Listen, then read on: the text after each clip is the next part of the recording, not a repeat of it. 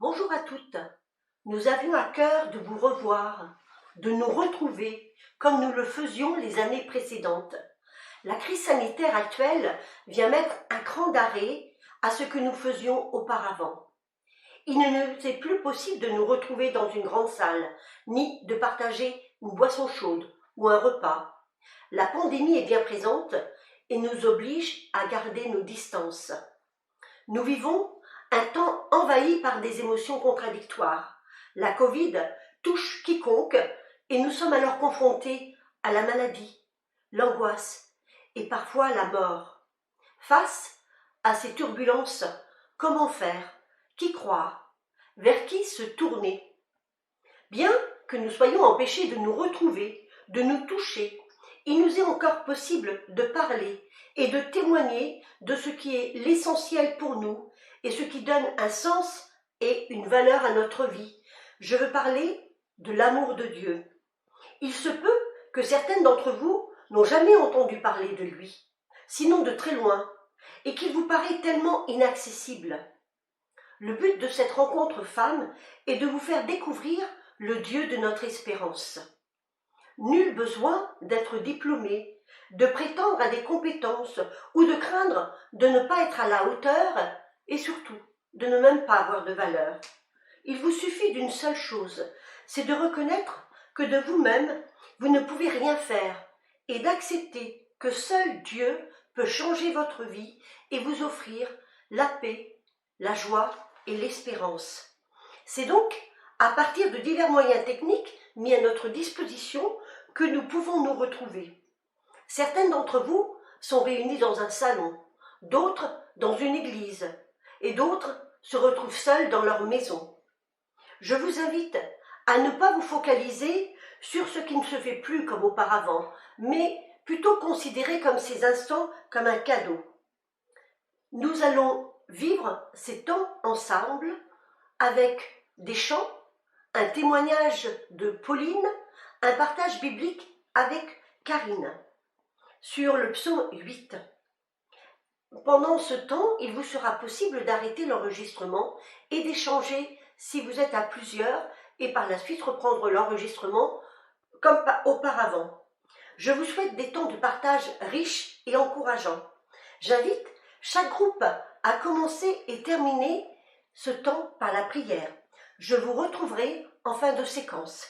Très bon moment. Merci.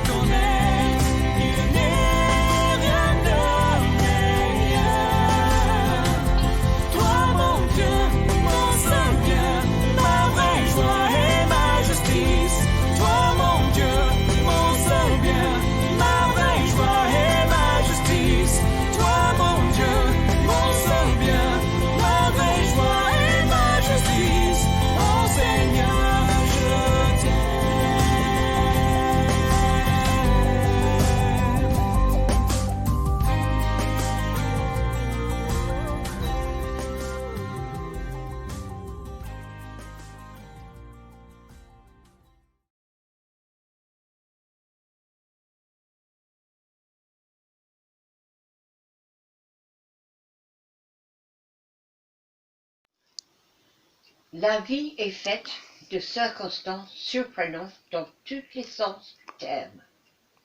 Nous ne savons pas ce qui peut nous arriver en nous réveillant le matin. C'est pour ça que je prie tous les matins pour ma journée et pour celle de mes êtres chers. Le matin du 13 octobre 2019, nous sommes allés, comme d'habitude, à l'église. Nous avons fait quelques courses et en rentrant à la maison, boum, l'accident grave. Cette épreuve douloureuse a complètement changé ma vie et ma façon de voir les choses. Il m'est arrivé 2 fois d'être entre la vie et la mort. Une fois, il y a quelques années, quand j'ai fait un AVC, et la deuxième fois, lors de cet accident de la route. Mais ce qui est extraordinaire, c'est que les 2 fois, en me réveillant de coma, le même chant est venu dans ma tête. Jésus, c'est le plus beau nom. Je ne pouvais pas parler, mais ce qui m'a énervé les 2 fois, c'est que je ne me rappelais plus le 3e strophe. Mais je savais que mon Sauveur était à côté de moi. J'étais en paix et je n'avais rien à craindre. Quand mon âme était abattue en moi, je me suis souvenu de l'Éternel et ma prière est parvenue jusqu'à toi. C'est Jonas 2, verset 8. J'ai remarqué qu'après avoir géré un épisode difficile de notre vie, il arrive toujours autre chose pour nous déstabiliser.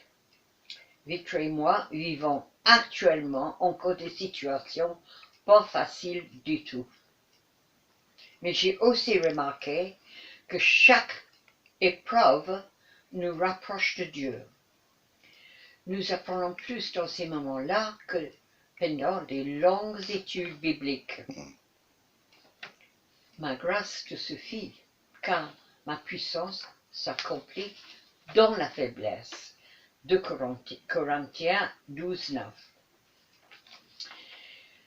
J'ai beaucoup aimé dimanche dernier l'image que nous avons reçue par le biais de Damien, de la crèche, dans une étable, un endroit Dieu pour la naissance de notre Seigneur Jésus. Et la comparaison faite de nos vies, souvent difficiles, qui est fait d'une série d'épreuves. Le secret pour gérer tout ça, faites confiance, tout le temps et dans toutes les circonstances. N'aie pas peur, crois seulement. Marc 5, 36, parmi d'autres, parce que cette phrase, ne crains pas, crois seulement, est présente 365 fois dans la Bible. Bizarre, non? 350 fois, une pour chaque journée de l'année. Non, je ne suis pas parfaite. Oui, je peux chavirer souvent devant une nouvelle épreuve. Mais le Saint-Esprit qui habite en moi vient chaque fois que j'en ai besoin, à mon secours, en chuchotant à mon oreille. Fais confiance et ne crains rien. C'est dans le calme et la confiance que sera votre force. Ésaïe 30:15. Je peux témoigner de tout ça parce que je l'ai vraiment vécu depuis mon accident.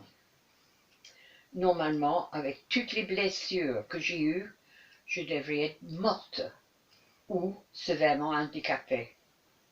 Même les médecins sont surpris dans la façon que j'ai récupéré.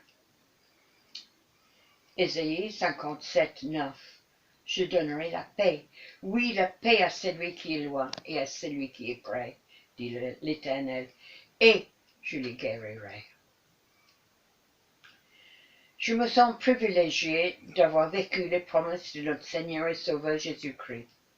Et je vous souhaite à toutes et tous une bonne année 2021, remplie justement de toutes ces promesses.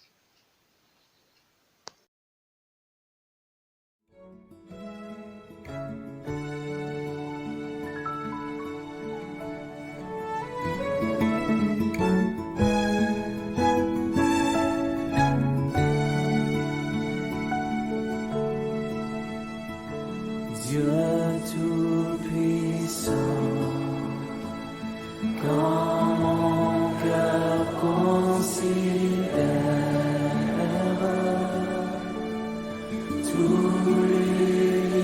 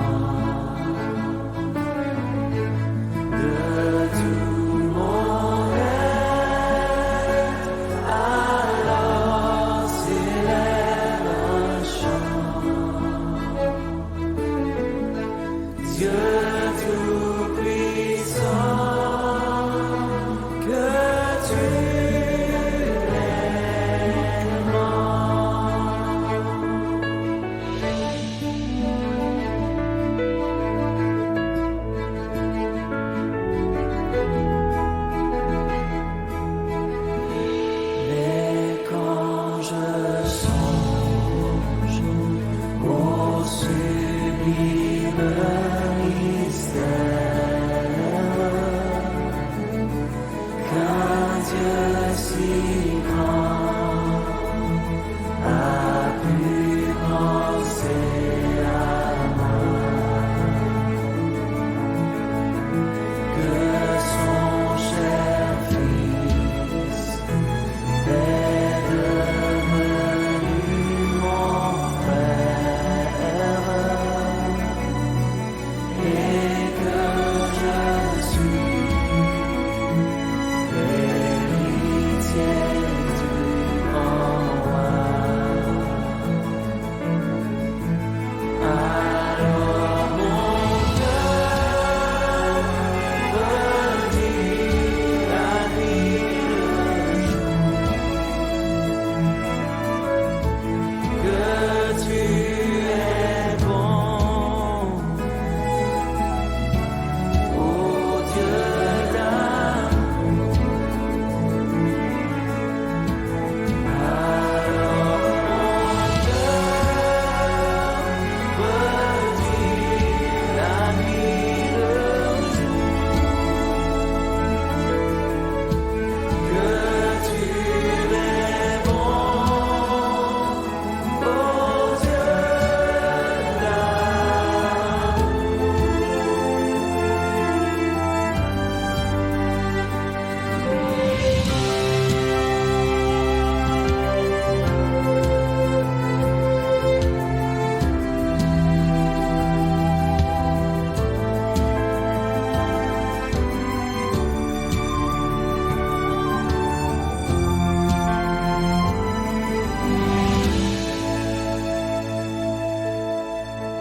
quand mon sauveur éclatant de lumière se lèvera de son trône éternel, et que les sangs les douleurs de la terre, je pourrai voir les splendeurs de son ciel. Je redirai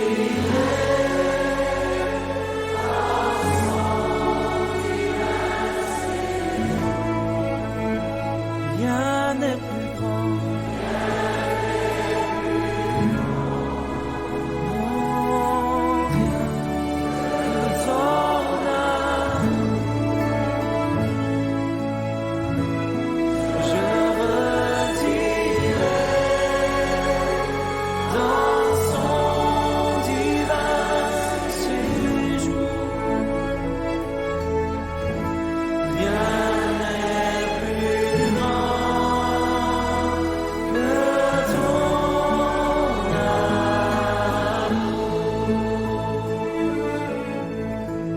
Rien n'est plus grand que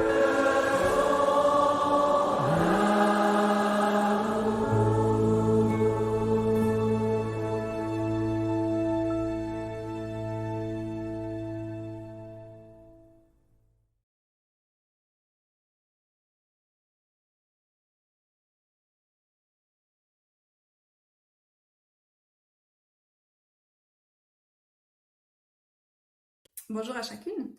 Alors nous allons maintenant prendre un temps autour de la parole de Dieu, la Bible, pour voir ce que Dieu nous dit sur notre valeur. Alors, je pense que beaucoup d'entre vous connaissent ce slogan « Parce que nous le valons bien ». Oui, c'est une marque de cosmétiques qui a créé ce slogan pour nous inciter à acheter et à avoir plus de produits de beauté et de soins. Et ils ont su toucher à quelque chose qui fait écho dans notre cœur, c'est notre valeur. Mais est-ce qu'on la connaît vraiment, notre valeur? Et comment est-ce qu'on l'évalue? Et sur quels critères on se base pour dire qu'on a de la valeur ou pas? Alors, est-ce que c'est en fonction du nombre d'amis que j'ai ou que j'ai pas? En fonction de mes biens matériels, si j'ai beaucoup de richesses, alors ma vie est réussie? En fonction de ma réussite professionnelle ou alors de mes nombreux échecs? Est-ce que c'est en fonction de la famille que j'ai fondée ou que je n'ai pas fondée? Est-ce que c'est en fonction de ma santé que j'ai ou que je n'ai pas? Est-ce que c'est en fonction de ce que les autres me renvoient aussi comme image? Comment ils me regardent? Est-ce que c'est en fonction de cela que j'évalue ma valeur? C'est sûr, toutes ces choses nous impactent dans notre vie, mais est-ce que c'est cela qui définit vraiment notre valeur? Est-ce qu'on ne devrait pas plutôt regarder à celui qui nous a créés? C'est celui qui nous connaît parfaitement aussi. Oui, je pense que c'est vraiment lui qui peut définir notre valeur et qui on est. Alors on va prendre un temps dans le psaume 8, c'est une prière de David, et on va voir ce que Dieu nous apprend sur notre valeur à travers cette lecture de ce psaume. Alors je vous invite à ouvrir vos Bibles au psaume numéro 8. Le texte va s'afficher aussi sur l'écran, donc si vous voulez suivre sur l'écran, c'est aussi possible. Moi je lis dans la version du Semeur. Psaume 8, au chef de chœur, un psaume de David à chanter avec accompagnement de la harpe de Gath. Éternel notre Seigneur, que ta gloire est admirable sur la terre tout entière. Au-dessus du ciel, on célèbre ta splendeur. De la bouche des enfants et des cris des nouveau-nés, tu fais jaillir la louange qui confond tes adversaires pour imposer le silence à ceux qui, chargés de haine, se rebellent contre toi. Quand je contemple le ciel que tes doigts ont façonné, les étoiles et la lune que tes mains ont disposées, je me dis, qu'est-ce que l'homme pour que tu en prennes soin, et qu'est-ce qu'un être humain pour qu'à lui tu t'intéresses? Pourtant, tu l'as fait de peu inférieur à Dieu. Tu l'as couronné d'honneur et de gloire. Tu lui donnes de régner sur les œuvres de tes mains. Tu as tout mis sous ses pieds, tout bétail, gros ou petit, et les animaux sauvages, tous les oiseaux dans les airs et les poissons de la mer, tous les êtres qui parcourent les sentiers des océans. Éternel notre Seigneur, que ta gloire est admirable sur la terre tout entière.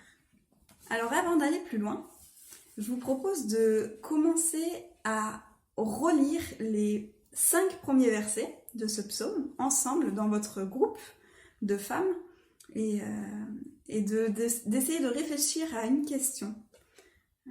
Et cette question, c'est par quoi commence ce psaume et vers qui David se tourne. Alors je vous invite à mettre la vidéo sur pause et prenez le temps de réfléchir un peu entre vous à cela dans ces 5 premiers versets et après vous remettez play et on continue ensemble. À tout de suite. Oui, David commence par admirer Dieu. Il admire et il se rappelle de tout ce qu'il a fait et il voit toutes les merveilles de Dieu dans la création. Il se tourne donc vers Dieu en premier. Ces 5 premiers versets pourraient avoir comme titre « Quand je regarde à Dieu, j'ai moins d'importance que ce que je pense ». Alors que notre monde actuel, il nous pousse notre société nous pousse à nous centrer au maximum sur nous-mêmes. C'est le moi d'abord aux dépens de tout le reste. Je dois m'épanouir dans ma vie professionnelle, dans ma vie sociale. Des fois, on peut même penser que Dieu doit être à notre service pour qu'on ait une vie épanouie sur cette terre. Ben là, dans ces premiers versets de ce psaume, on est invité à regarder à Dieu et de se rappeler que nous ne sommes pas le centre du monde. C'est Dieu qui est au centre. C'est bien lui qui est au centre de toutes choses. Et pour trouver notre valeur, nous avons nous aussi besoin de reprendre notre place et de laisser Dieu au centre de toutes choses, de regarder à lui ce qu'il est et ce qu'il a fait. Et d'ailleurs, on voit dans ces versets que tout, absolument toute sa création révèle sa grandeur, sa majesté, sa puissance. Elle révèle qui il est vraiment. Dieu est au centre de toutes choses. Et ces versets nous rappellent que les cieux, la terre, même le cri des nourrissons révèlent qui il est. Waouh! Absolument tout est à lui, tout est pour lui, il a tout fait pour sa gloire. Quand on pense rien qu'au miracle de la vie, quand on pense qu'un bébé est tissé dans le ventre de la mère par Dieu lui-même, c'est juste impressionnant. Alors c'est sûr que face à tant de majesté, tant de splendeur, tant de gloire, faisons comme David et plaçons-nous en observatrice et contemplons ce que Dieu a fait. Je vous relis les versets 4 et 5. « Quand je contemple le ciel que tes doigts ont façonné, les étoiles et la lune que tes mains ont disposées, je me dis, mais qu'est-ce que l'homme pour que tu en prennes soin, et qu'est-ce qu'un être humain pour qu'à lui tu t'intéresses? Qu'est-ce que je ressens quand je regarde l'œuvre de Dieu magnifique dans la création? Imaginez juste quelques instants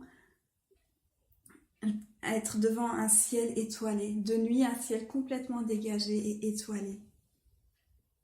Oui, moi je me sens bien petite dans cet univers infini et je veux faire comme David et me dire waouh, c'est vrai que je suis bien faible.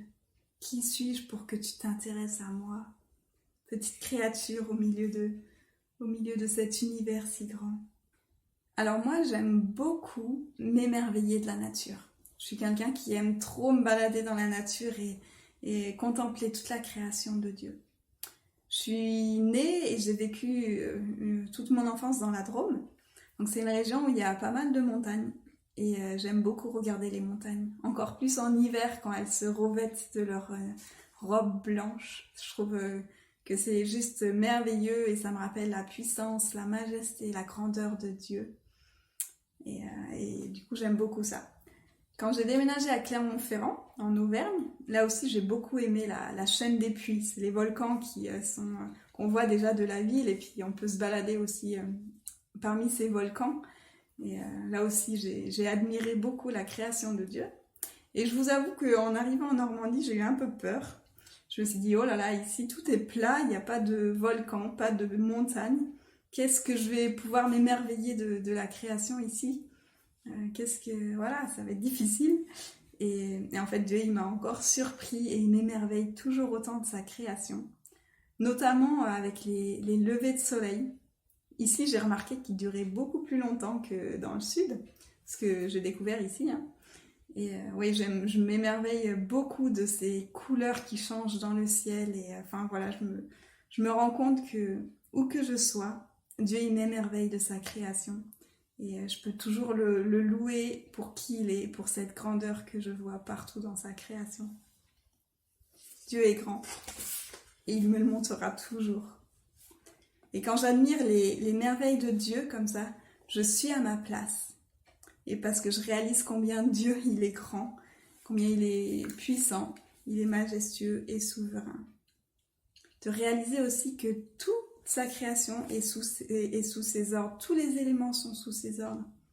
Comme dans l'histoire où Jésus est sur ce bateau avec les disciples dans la tempête, il dit juste un mot pour que tout se calme. La mer arrête de faire des énormes vagues et tout redevient calme. Waouh! On a un Dieu qui est puissant, qui contrôle toute chose, toute la création et c'est rassurant. Il est au centre de tout. Et cette grandeur aussi, cette puissance, on peut la voir dans la parole de Dieu, dans la Bible, où on voit que depuis le début de l'humanité, tout ce qu'il a fait pour nous, tout ce qu'il est, ça nous rappelle qui il est aussi, ce grand Dieu qui a toute sa place au centre. De se rappeler aussi ce qu'il a fait dans notre vie personnelle. Moi, ça m'aide à louer Dieu et à me rappeler qui il est, qu'il est grand. Et je sais que si j'oublie de regarder les merveilles de Dieu, je peux vite ne plus être à ma place, mais prendre sa place à lui et me mettre au centre et vivre de nouveau pour mes ambitions personnelles, pour ma réussite sur cette terre, alors que j'ai meilleur temps de tout mettre entre les mains de Dieu. Parce que c'est lui qui est à l'origine de tout, qu'il est souverain et qu'il me connaît parfaitement. C'est lui qui m'a donné ce souffle de vie aussi. Il me connaît mieux que moi-même parce qu'il m'a créé. Alors, faisons-lui confiance pour toute chose. Et je trouve que c'est si bon de pouvoir se blottir dans ses bras d'amour et de savoir qu'il sera toujours là, quoi qu'il arrive. Il n'est pas dépassé, lui, par les événements, il n'est pas dépassé par cette pandémie mondiale de la Covid-19, il sait ce qu'il y aura après. Il n'est pas dépassé par tout ça. Il nous demande de lui faire confiance et de rester blotti dans ses bras d'amour. Non, je ne suis pas au centre du monde. Et heureusement, heureusement que c'est Dieu qui est au centre de toutes choses et que c'est lui qui gère. Et pourtant, c'est pas parce que je suis une petite créature si faible, si petite dans cet univers, que je peux dire que je ne vaux rien. Parce que Dieu nous dit tout autre chose. Et on va continuer la lecture de ce psaume 8 et on va comprendre quelle valeur Dieu nous donne dans cet univers. Alors je reprends les versets 6 à 10. Pourtant, tu l'as fait de peu inférieur à Dieu. Tu l'as couronné d'honneur et de gloire. Tu lui donnes de régner sur les œuvres de tes mains. Tu as tout mis sous ses pieds, tout bétail, gros ou petit, et les animaux sauvages, tous les oiseaux dans les airs, et les poissons de la mer, tous les êtres qui parcourent les sentiers des océans. Éternel notre Seigneur, que ta gloire est admirable sur la terre tout entière. Pour cette partie du texte, on peut donner le titre « Quand je regarde à Dieu, j'ai plus de valeur que ce que je crois ». Alors vous allez de nouveau mettre la vidéo sur pause et réfléchir ensemble, à partir de ces versets 6 à 10, sur la place et le rôle que Dieu nous a donné. Alors appuyez sur pause et on se retrouvera après. Dieu nous a donné une place particulière, n'est-ce pas, dans la création. Il nous a fait de peu inférieurs à Dieu. Impressionnant. On a l'autorité de régner sur tout le reste de sa création. Il a tout mis sous nos pieds. Waouh, ça c'est une sacrée responsabilité. Il nous a fait de peu inférieurs à Dieu, c'est impressionnant. On ne peut pas dire qu'on ne vaut rien. C'est pas possible. Qu'est-ce que cela peut bien vouloir signifier? Et pour comprendre ce que ça peut vouloir dire, il faut qu'on revienne au tout début de la Bible, dans la Genèse. Alors, je vais lire 2 versets dans Genèse 1, les versets 27 et 28, au moment où il nous a créés. Dieu créa les hommes pour qu'ils soient son image. Oui, il les créa pour qu'ils soient l'image de Dieu. Il les créa hommes et femmes. Dieu les bénit en disant « Soyez féconds, multipliez-vous, remplissez la terre, rendez-vous-en maîtres et dominez les poissons des mers, les oiseaux du ciel et tous les reptiles et les insectes. » Qu'est-ce que l'on apprend dans ces versets de Genèse 1? Il y a 2 choses essentielles que l'on apprend. Si vous avez bien écouté, on voit que nous sommes créés à l'image de Dieu. C'est ce qui est clairement écrit dans ces versets. Nous sommes porteurs de son image. Nous reflétons qui il est.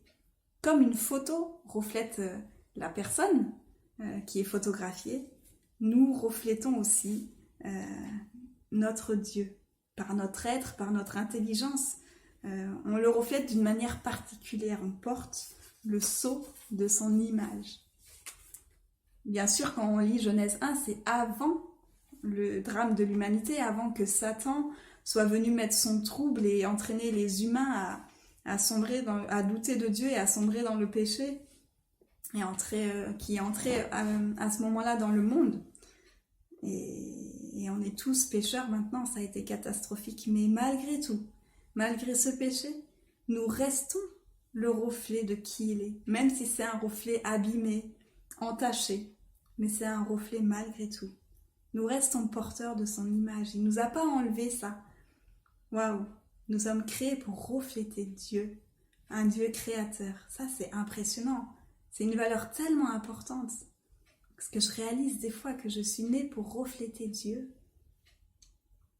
Et la deuxième chose importante qu'on voit dans ces versets de Genèse, c'est qu'il nous demande de régner sur sa création. Et ça, on l'a vu aussi dans le psaume 8. Nous le reflétons en accomplissant le rôle qu'il nous a confié.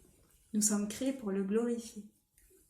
C'est pas difficile de se rendre compte que sans Dieu, on a bien du mal à gérer cette belle création qu'il nous a confiée. On a souvent beaucoup de créativité, Dieu nous donne beaucoup de créativité, et malheureusement, parfois, on l'utilise pour le pire et non pour le meilleur, parce que c'est sali par le péché, tout ça. Et quelle tristesse quand on compare ce que nous, on arrive à faire, et ce que Dieu a créé, et ce qu'on en a fait aussi. Dans quel état on a mis cette terre. Mais heureusement, Dieu nous aime malgré tout. Malgré notre éloignement, malgré tout tout le mal qu'on peut faire, malgré cette tristesse qu'on lui cause, il nous aime malgré tout cela. Il nous a pas enlevé cette place particulière. Il nous a pas enlevé cette responsabilité, ce rôle de régner sur la création. Et même si l'image que l'on reflète est salie, comme une vieille flaque. J'aime beaucoup cette illustration d'un dessinateur qui s'appelle Alain Auderzé, qui dit « Ne dis jamais que tu ne vaux rien, car même dans la plus sale des flaques peut se refléter le ciel. Il ne nous a pas retiré notre identité, ni notre valeur. Il n'a pas souhaité rejeter cette image salie qu'on est de lui. Comment est-ce possible ? On se demande bien comment le ciel peut se refléter en nous, nous qui ne sommes pas à la hauteur des attentes de Dieu.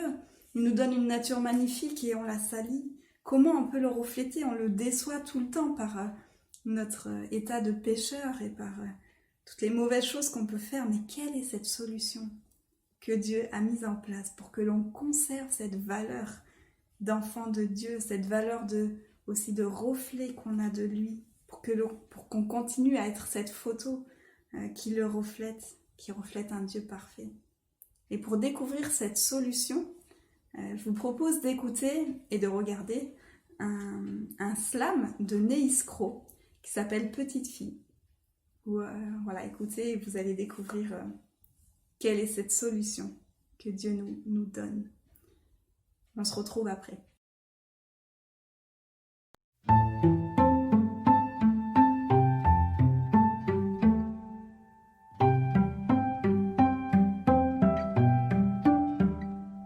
Petite fille, aimée par sa famille un peu naïve, qui aime tellement vivre, toujours entourée, toujours protégée, tout un monde à découvrir à chaque pas que je fais. Petite fille grandie, savoure sa vie, assise sur un banc, je regarde passer les gens. Toujours une famille à côté, toujours des amis à aimer, un avenir à tracer. Petite fille grandie, le ciel s'assombrit, la maladie qui ronge.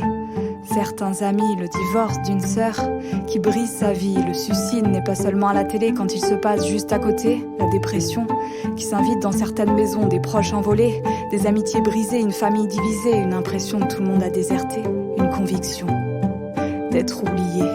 Et puis le temps continue d'avancer, il y a des moqueries au lycée, des coups à encaisser, des insultes répétées dans mon cœur ancré. Certains mots m'ont blessé et ont touché à mon identité. Finalement je ne suis peut-être qu'une plaie bonne à enterrer. La confiance, la vie, l'espoir, l'amour, je préfère oublier, j'en vois tout vasser. Déception, abandon, rébellion, j'endurcis mon cœur pour éteindre mes peurs. Des questions commencent à me torturer, où aller, qui je suis, personne n'entend mes cris. À qui parler, qui me connaît, qui m'a créé, pourquoi le monde autour de moi souffre. Je m'enfonce dans un gouffre. Petite fille devient grande mais n'a plus rien envie d'apprendre. Petite fille est une femme mais elle a mal dans son âme. Brisée, blessée, des autres rejetée. J'arrive même plus à rêver.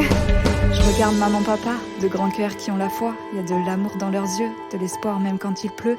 Ils se laissent guider, porter, aimer par Dieu. Puis il y a des rencontres inattendues d'hommes et de femmes qui me parlent de Jésus, un Dieu qui pourrait guérir mon passé. Dans mon présent il pourrait briller et pour mon avenir il peut s'en charger. Un Dieu qui aurait tout sacrifié pour effacer tous mes péchés. Un Dieu qui m'aurait aimé hier, aujourd'hui et pour l'éternité. Je commence alors à lire la Bible, la parole que Dieu nous a laissée. Je découvre avec des yeux émerveillés que Dieu a sa main tendue vers moi et qu'il attend patiemment pour me prendre dans ses bras. Dieu m'explique avec douceur, mon enfant, n'aie pas peur. Avant même que tu sois conçu, je te connaissais moi. Je regarde jusqu'au fond de ton cœur et je sais tout de toi. Quand tu marches et que tu te couches, moi je le vois. Plus nombreuses que les grains de sable sont mes pensées vers toi. Une erreur, tu ne l'es pas, non, crois-moi. Mon plan pour ton avenir est toujours rempli d'espérance. Je suis aussi le Père qui peut te consoler de toutes tes souffrances. De te bénir, je n'arrêterai jamais. À mon image, tu as été créé pour moi, une créature merveilleuse. Tu es dans le ventre de ta mère, je t'ai tissé. Quand tu t'assieds et que tu te lèves, moi, je le sais. Même les cheveux de ta tête sont comptés, les larmes de tes yeux, je peux toutes les effacer. La douleur que tu as subie sur cette terre, je la porterai. Je suis capable de faire plus pour toi que tu ne pourrais l'imaginer et te dire que je ne compte plus tes péchés. Jésus est mort pour que toi et moi soyons réconciliés. Sa mort est l'expression suprême de mon amour pour toi. Si tu acceptes mon fils, Jésus, tu me reçois. Pour gagner ton amour, j'ai renoncé à tout ce que j'aime, car d'un amour éternel, moi, je t'aime. Si tu me cherches de tout ton cœur, tu me trouveras. Je suis près de toi et je te délivre de toutes tes détresses quand tu cries à moi. J'ai toujours été le père et serai toujours ton père. Ma question est, veux-tu être mon enfant? Je t'attends, je t'attends.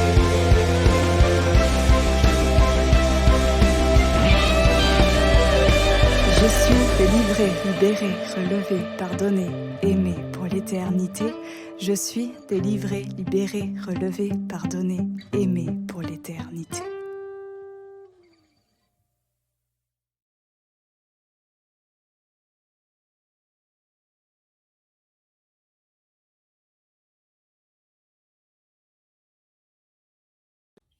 Sympa, hein?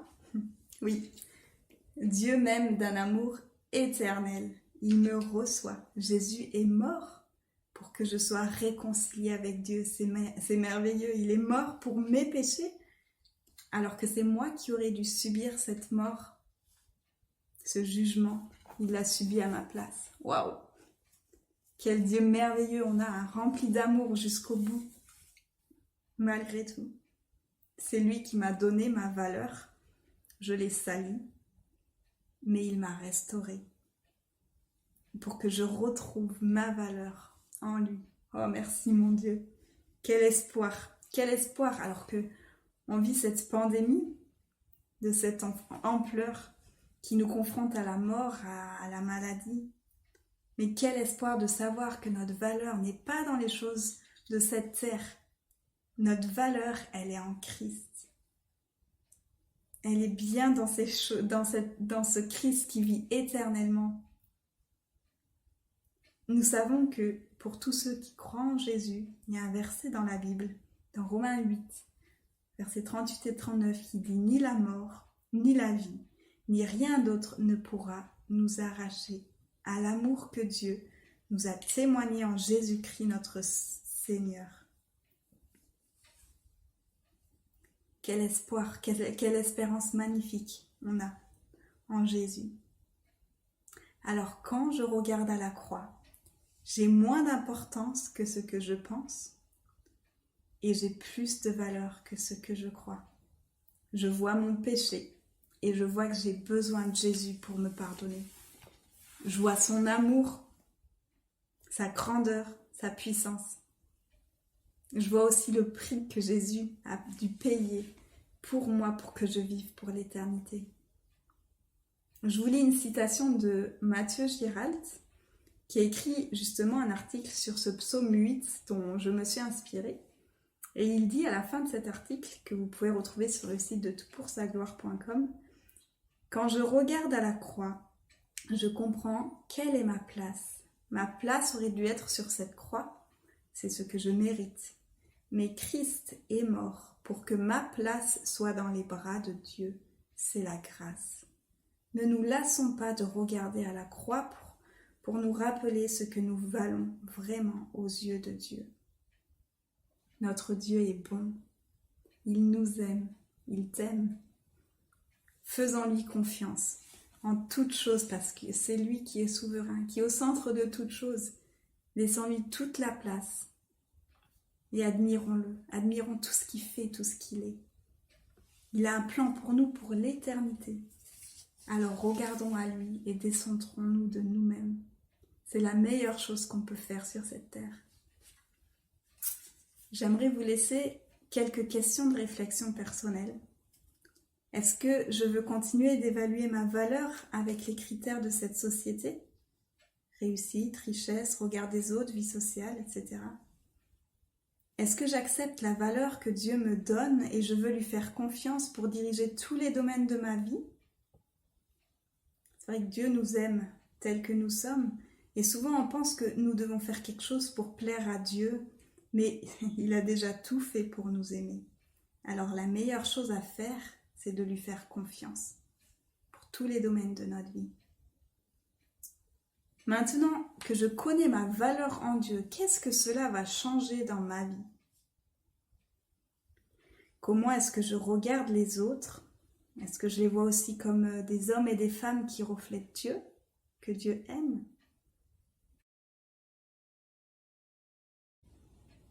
Oh mon Dieu, je te remercie vraiment de qui tu es. Merci parce que tu as tout créé. Tu es un Dieu vraiment grand, vraiment puissant. Et c'est vrai que toute la création révèle qui tu es, révèle ta grandeur. Et merci parce que tu m'as créé, tu nous as créés, nous les êtres humains, avec cette place particulière. Tu nous as fait à ton image. Pardon parce que si souvent je ne reflète pas une image correcte de toi, mais merci parce que tu m'aimes malgré tout. Merci parce que tu me donnes ma valeur. Merci parce que tu m'aimes malgré le fait que j'ai péché, que je chute souvent, que je m'éloigne de toi si souvent. Mais toi, tu continues de m'aimer juste parce que je suis ton enfant et je te remercie pour cela. Merci pour cette espérance que tu me donnes de la vie éternelle en toi. Et je te prie pour chacune des femmes qui sont avec nous. Et je te remets vraiment chacune, qu'on puisse chacune grandir en toi et admirer toujours plus qui tu es, toutes les merveilles que tu fais et te faire confiance, avancer pas à pas avec toi. Merci mon Dieu d'être au centre de toutes choses et d'être souverain. Amen.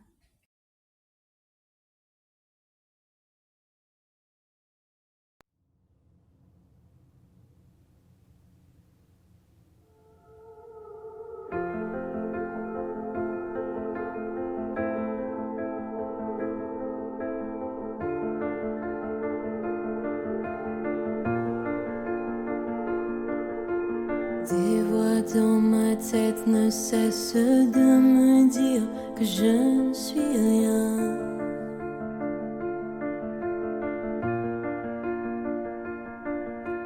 Tous ces mensonges m'amènent à croire que je n'y arriverai pas.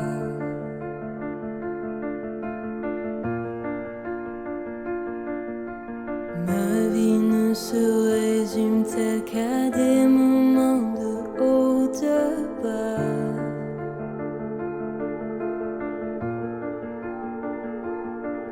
Rappelle-moi encore qui je suis, Père, tu sais que j'en ai besoin. Oh,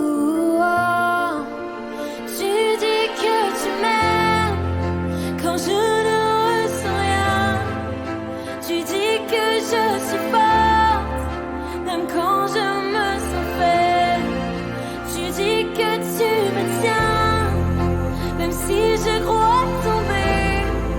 Quand je me sens oubliée, tu dis que je suis à toi. Oh oui, je crois. Oh oui, je crois. Ce que tu dis de moi. Oui, je crois. La seule chose qui compte à présent, c'est ce que tu penses de moi.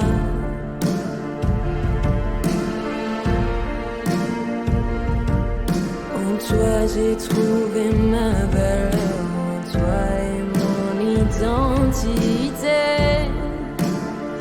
Oh, oh, oh. Tu dis que tu m'aimes quand je ne ressens rien. Tu dis que je suis forte, même quand je me sens faible. Tu dis que tu me tiens, même si je crois tomber. Quand je me sens oubliée, tu dis que je suis à toi.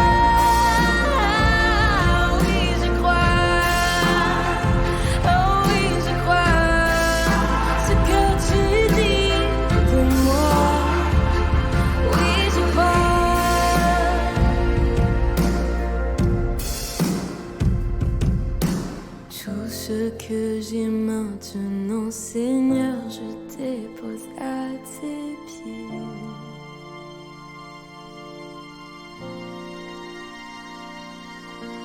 À toi soient tous mes échecs, à toi soient toutes mes victoires. Oh, oh, tu dis que tu m'aimes quand je ne ressens rien. Tu dis que je suis forte, même quand je me sens faible. Tu dis que tu me tiens, même si je crois tomber. Je me sens oubliée, tu dis que je suis à toi. Oui, je crois, ce que tu dis de moi. Oui, je crois, oh oui, je crois, ce que tu dis de moi.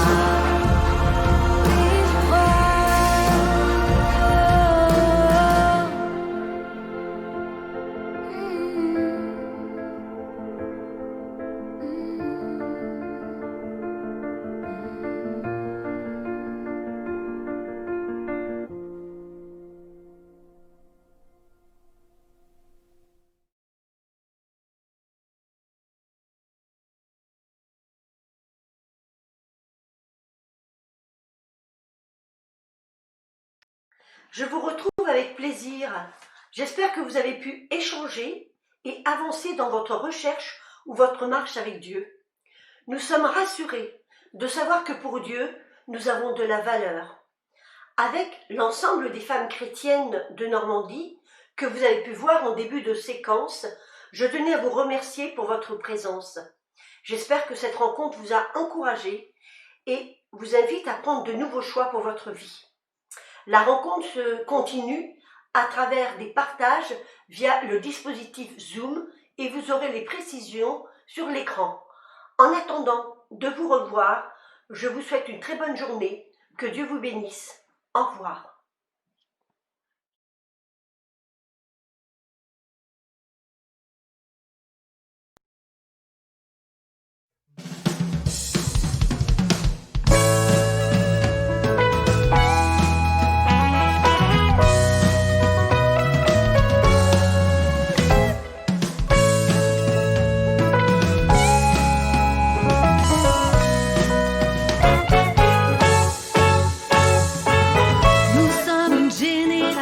Choisi pour incarner son amour infini. Les promesses de Dieu sont faites pour être saisies. En nous, elles prennent vie. Nous sommes les fils et les filles du roi, héritiers, citoyens du ciel. L'ennemi de nos âmes a perdu tous ses droits. Je sais qui je suis en Christ, ce que j'ai en Christ, ma valeur en Christ. Je sais qui je sais qui je suis en Christ, ce que j'ai en Christ, ma valeur en Christ. Je sais qui je suis, j'avance avec confiance, je prie avec assurance, je marche avec son esprit, car je sais qui je suis, j'avance avec confiance. Prie avec assurance, je marche avec son esprit, car je sais qui je suis.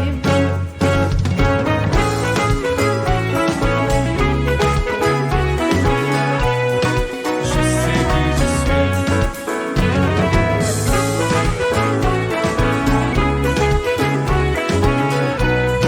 Je sais qui je suis. Nous sommes une génération choisie pour incarner son amour infini.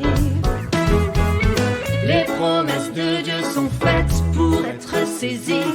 En nous, elles prennent vie. Nous sommes les fils et les filles du roi, héritiers, citoyens du ciel. L'ennemi de nos âmes a perdu tous ses droits.